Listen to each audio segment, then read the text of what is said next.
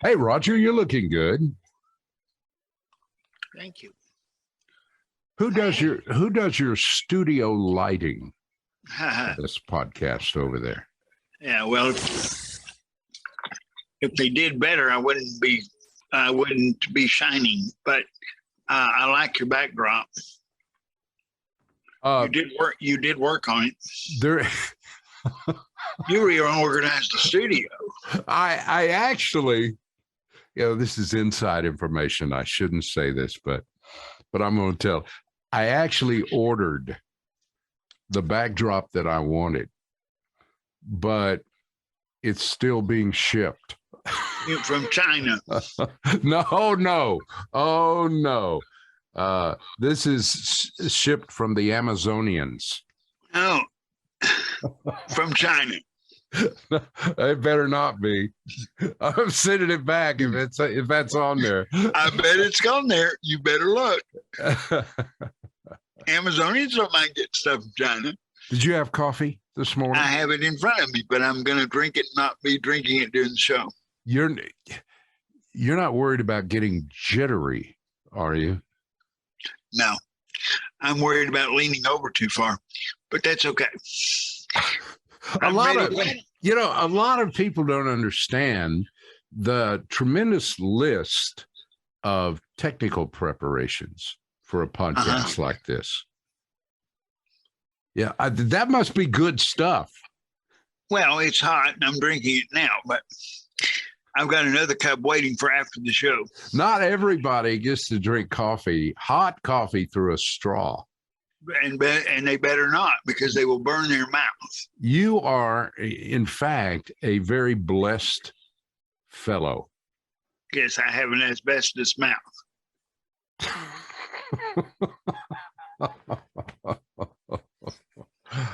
Roger, are you in a bit of a mood this morning? No, I'm just ready to get the show on the road whenever you're ready to start. Do you want me to you were fixing to ask me the story behind this sombrero, right? What is the story behind the sombrero? You were dying to know that. I was curious. That's not your average West Texas South Plains Fair sombrero. No, that is true. That actually came, and I actually personally brought it back from Guatemala. Whoa. Sold to only the best, most elite tourists there. That came from Guatemala. And my dad used to have a cantaloupe farm in Guatemala. Oh, okay. Now, let me explain. We weren't from Guatemala.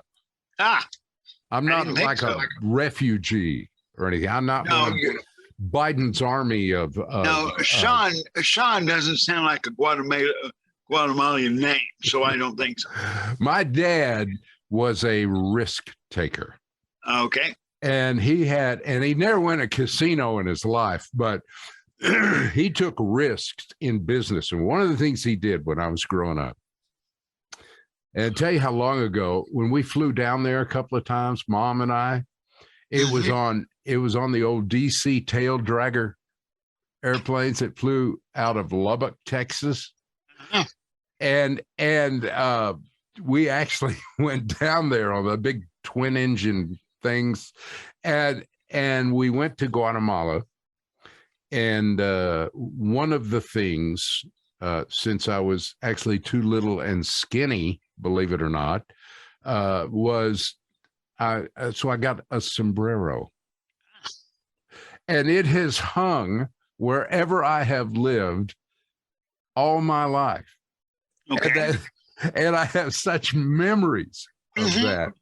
It's like this, I've got a 4-bedroom home full of things that are generations old that have memories, and I don't know how to get rid of them. I'm not a hoarder, but I have this stuff that I inherited, and the people I inherited from the generation before that. And now I know the story behind all that stuff. And oh, well, is that what this podcast is about? It sounded interesting to me. It gets heavy. I'm telling you, this podcast gets epic. Oh, yes, absolutely. Roger, I'm glad you showed up this morning. I'm glad I could be here.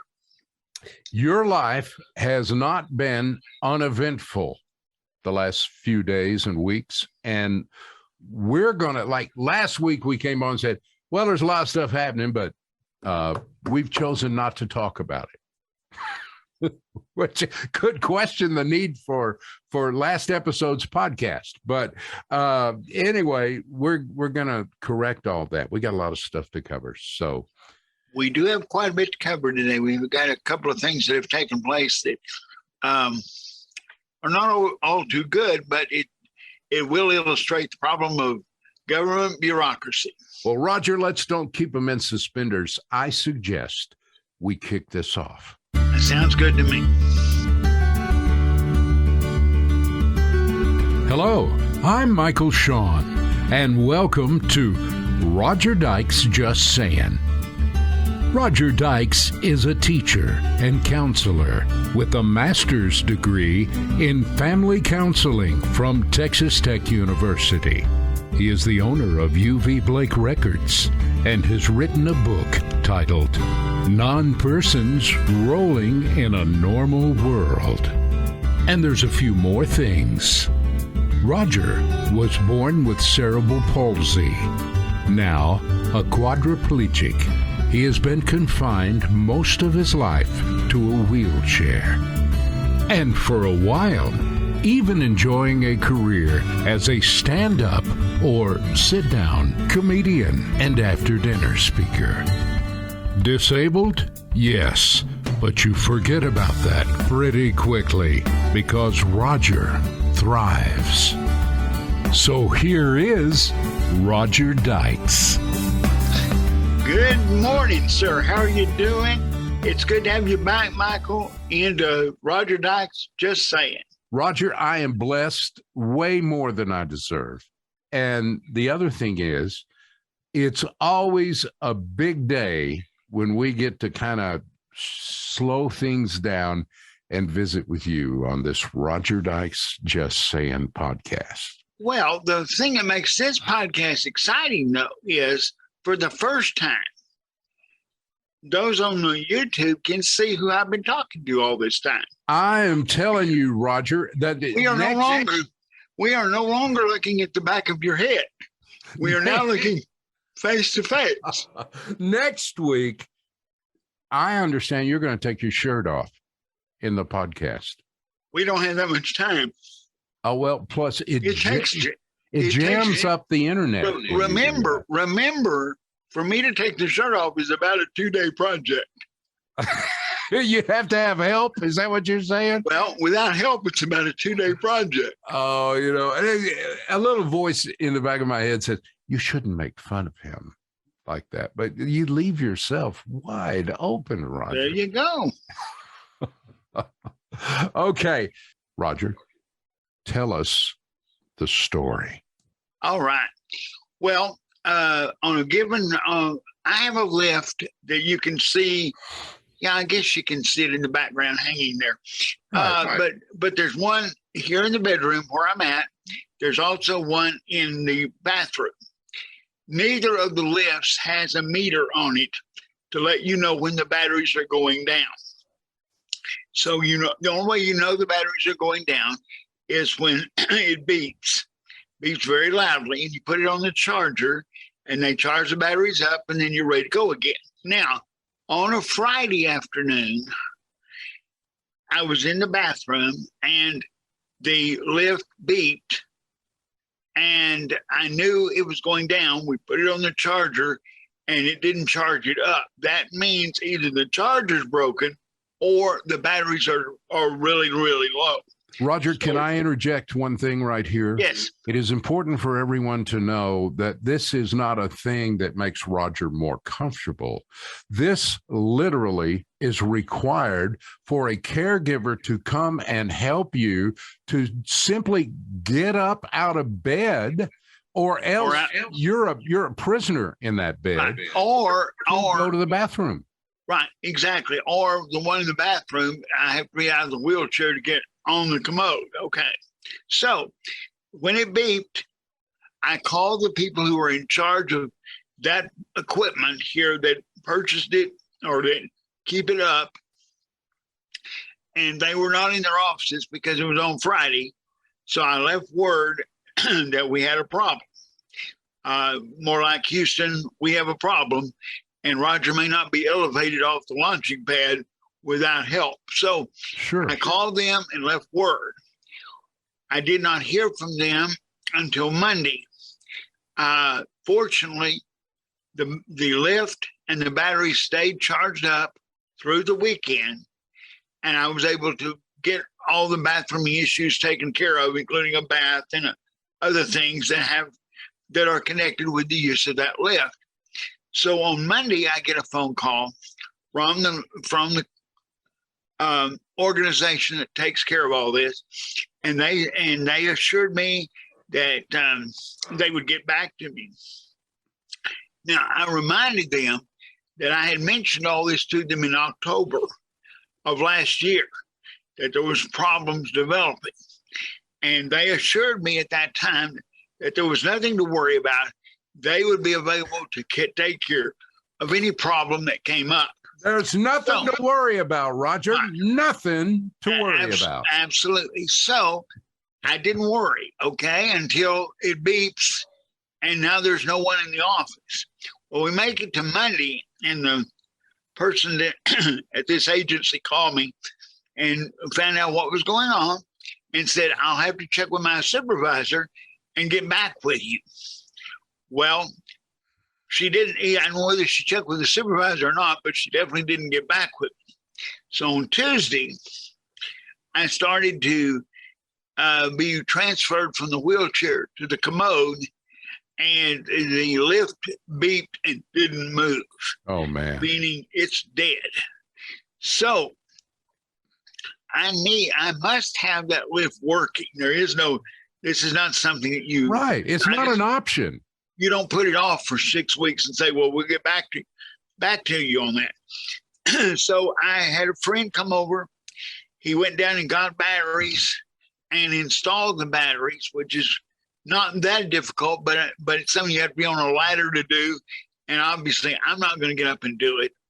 And my caregivers are really not in a position where they can do it. Right. So he comes over and he gets it working. The cost to me was around near $200. Okay. Now, I don't have $200 just laying around for these kind of adventures. If you did, it'd be part of a reason why they could kick you off the program. Right. And so, because this is supposed to be taken care of by this agency. So I paid him, because he's not rich. He can't afford to be out that kind of money either. So I paid him. I pulled my pennies, nickels, and dimes together and got him paid. And so that was on Tuesday. On Thursday, I took the receipts for both the batteries and the labor and down to the agency, and I presented it to them. And they responded with, we'll see if we can pay for this. And I'm going, I don't quite understand. It's for the lift. Here's the receipts. There was no, well, they never got back to me. So I proceeded earlier this week to call back down there and pursue it further to see what the situation was. The head of the agency, or near head, got in touch with me and said, well, we have a problem. And I said, okay, what's the problem? Well, there is a law. There is a law on the books that says that they cannot reimburse someone for expenses that have already been paid. If you get permission before, authorization, I should say, authorization to spend the money, then they can do it. But if the money's already spent, they cannot reimburse you. I said to this person, I said, well, I tried to do that because I called you on Friday. No one was there. You've been calling them since last October. I warned you about it in October, and you assured me that everything would be taken care of. So I said, when it went out, I have no way of knowing it's going out until it goes out. I tried to call you a few days ahead of time, and there was no one there. To which she said, Roger, I'm sorry. I would like to help you. I understand your. I said, well, what was I supposed to do? I said, I have to have that lift in order to use the bathroom, and I couldn't wait 4 or 5 days to get approval for something to be put in. I needed it right then. To which she responded, you're right. I agree with you. Yes. You can send a grievance, and gave me the address to send a grievance in. But the problem is the rule reads that they won't reimburse. So obviously my problem is I'm out about $200 that I really didn't have in order to sustain my existence here on something that they are responsible for. All right. And that's not your real problem, Roger. Your real problem is not a couple of $100, even though that is a huge problem at this point. The point is, Roger, that these people who say, don't worry, Roger, we got you, buddy, we got you. We take care of paraplegic people quadriplegic, people for a living. Roger, you don't have to worry. We're experts at this. We're your government. And then if you would have left it to the government rhetoric, you'd still be laying in your bed and probably in your own excrement, waiting for somebody to show up. And that's if you survived. Now that is ridiculous. Yes, it is. And the director of this agency agreed that it is ridiculous. But her response was, as ridiculous as it is, there's nothing we can do about it because that's how the law is written. My daddy used to say to me, he said, son, what's happened to you up until now is not important. The only thing that matters now is what are you going to do about it? Roger, what needs to be done to change this law? Well, I'm at the same problem exists with this program. By the way, this program that I'm discussing now used to be called Texas Rehabilitation Commission. Now, I hope you're sitting down. I know I am. Believe it or not, the government will not buy backups for anything. If you tell them it's for a backup, they will turn it down. They will only buy equipment as needed and nothing in reserve. So you can see where this puts disabled people who don't know ahead of time what's going to go out. There's no way we can know all that. Let me order it ahead of time. Let me forgive me for interrupting, but let me stop you right there, because we told people at the onset of this podcast that we were going to mention 2 amazingly ridiculous things. Now, what you've talked about up until now is a true tale. It has just happened. I mean, you lived through that the last few days, and there is no solution except for to change the law, and that's like turning the Queen Mary. And that's terrible, because at a certain level that puts you and hundreds, if not thousands of other people in your situation in danger consistently. I can't believe you'd be the first person that called in and said, hey, look, this just happened. What do I do? And they say, well, whatever you do, don't get it fixed, because the government is going to take care of you. All right. Now, I want to shift gears. Okay.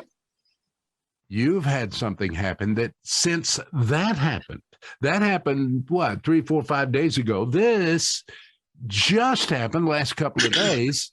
And when I called you this morning, say, hey, you ready to go on? You said, yeah, and blah, blah, blah, blah. I mean, this was on your front burner, and understandably so. Explain that, what I'm talking about. Okay. I'm on the class program. We've talked about that a lot. The class program requires the client, that being me, every year to send in a form, which we fill out, which details everything that I need help doing. You've talked about that. And the caregivers are then, when I need caregivers and for what. And then from that form, they determine how many hours I receive per week to get these things done. We've done this for 15 years. We've sent it in. It's been accepted. There's never been a problem. This year, we sent in the same form. I mean, we changed dates. We really don't change the numbers because nothing in my life ever changes that much. So we send it in and it gets rejected. Now, wait a minute. Before you explain the rejection, what has changed? Because I want people to have this in the back of their mind when they hear what you're about to say. What's different about this year? Well, from my standpoint, or sit point, as the case may be, there is nothing different. It's absolutely identically the same. But on the other end, the only thing that we're not sure, but the best we can guess is that this went from being a state-only program to a state federal program. And when the federals got involved, they wanted it. They're trying to tighten everything up. The federal government. And make sure there's no fraudulent business going on. Well, they got to keep an eye on you, Roger. Well, right. Yeah, I'm really out to get them. But Medicaid fraud is the centerpiece of everybody's concern. They're all been understanding. Well, there is plenty of Medicaid fraud going on, and I'm not going to argue that point. However, the billions of dollars, millions and billions of dollars that's used in Medicaid fraud is at a much higher level than I am. So you are, in fact, not a kingpin. No, I am not even a small cog in the wheel. But nonetheless, all right, I interrupted you. Go ahead with your story. Nevertheless, they are pursuing the low-hanging fruit, if you will, of people in my situation that are trying to micromanage my world to make sure that I don't get $2 more than I deserve. Okay, tell us about that. Okay. Having done this for 15 years and never having it rejected, it comes back rejected. So we rework the time to make it more applicable to what they're willing to accept and the way they want to see it. We send it in, and I was told that it'll probably be rejected again. And the individuals that told me that were telling me the truth, because it was. Now, not only was it rejected, meaning some adjustments need to be made, but they want, you are sitting down for this, they want my life, the hours that I get each week from the government paid for. They want each hour listed in 15-minute increments of my life. What do you do every 15 minutes of every day that you need caregiver help? Obviously, that is almost an unmanageable task. So don't drop your toothbrush, Roger. Well, that's not in the budget. Right, absolutely, and that's the thing. There is no give in this thing, and my concern is this: we've redone it, we've sent it back in. Don't know what the result's going to be, but I would challenge all my podcast listeners and you, Michael, as well. Sit down and list what you do every day in 15-minute increments. And that's no big deal, right? I mean, that's easy to do. I don't know. I mean, to me, it's just busy work that accomplishes nothing. You know, the key word there is every day. Right. I mean, like you're suggesting that whatever you're doing on Tuesday is exactly what you're going to be doing on Thursday. Right. In my case, it's probably closer than it might be for you, but still, every day is not identical. And also, you have days that you do different things. Yeah. But you would be surprised, for example, how interesting it is to list your entire life. By the way, it required how many times you go to the bathroom a day. How long are you in the bathroom every day?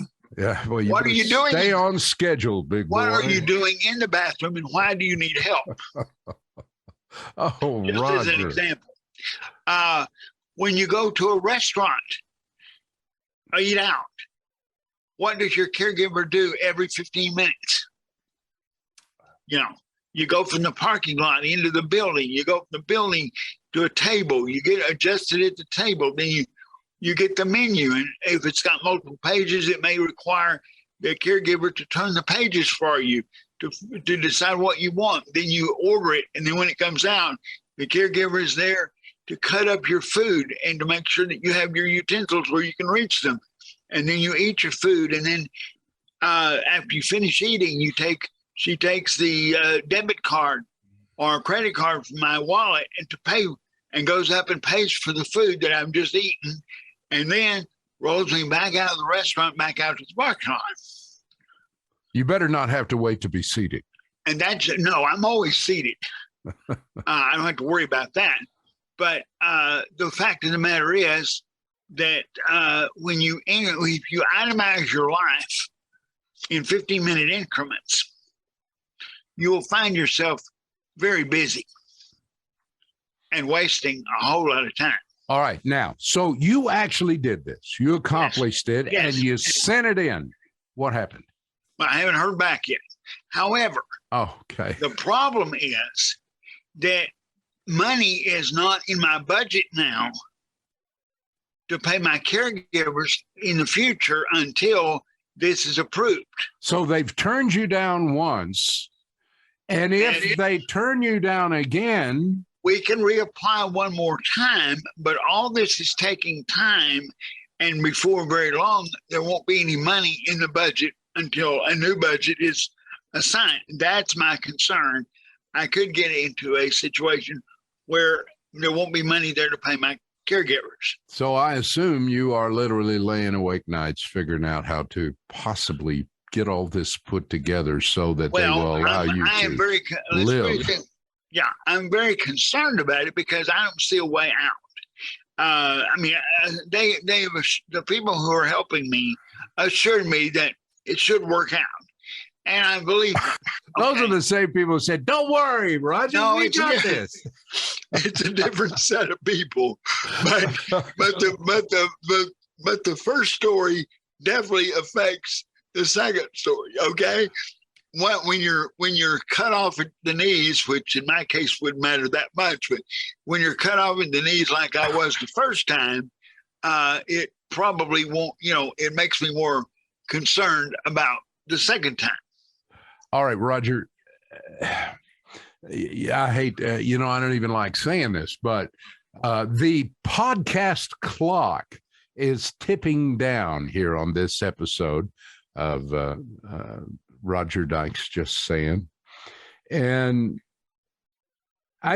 you have eloquently presented two situations that are coming at you at the same time now that are just a day in the life of someone trying to survive with what appears on the outside. Oh, the government's taking care of this guy. He's got everything he needs. But that's not the case. And plus, it is getting more and more ridiculous. That is true. There's been one bright spot. My life is not totally wrapped up in the state of Texas, almost, but not quite.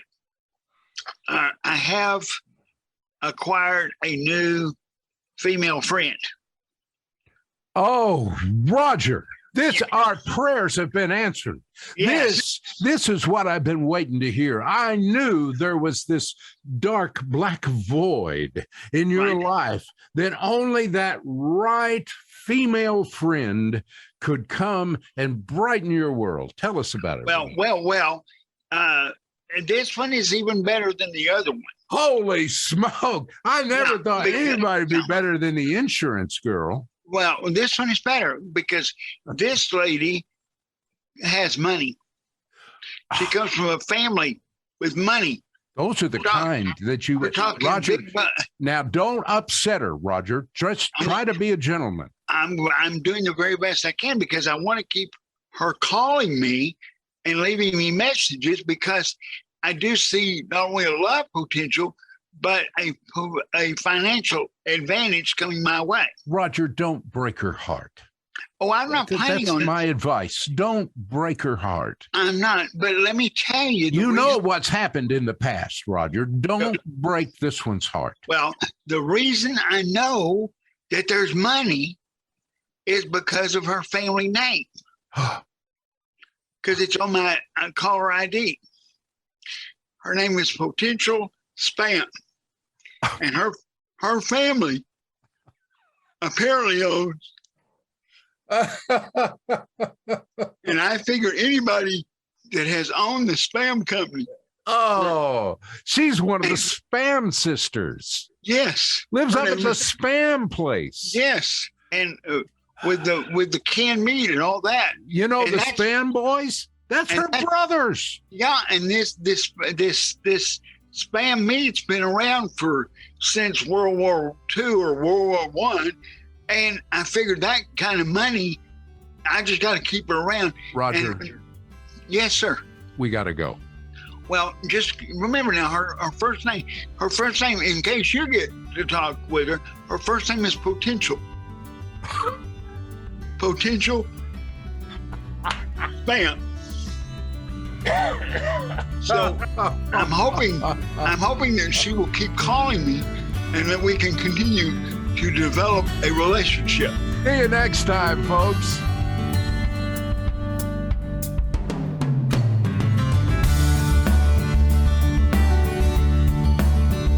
You've been listening to Roger Dykes Just Sayin. If you'd like to get a message to Roger, his Facebook account is listed as Roger Dykes. Become a friend, or you can send your questions and comments to rogerdykes51@gmail.com. That's ROGERDYKES51@gmail.com. Our podcast reveals a new episode every 3 weeks. Join us next time for our next episode of Roger Dykes Just Sayin. I'm Michael Shawn. On behalf of Roger Dykes, thanks for listening.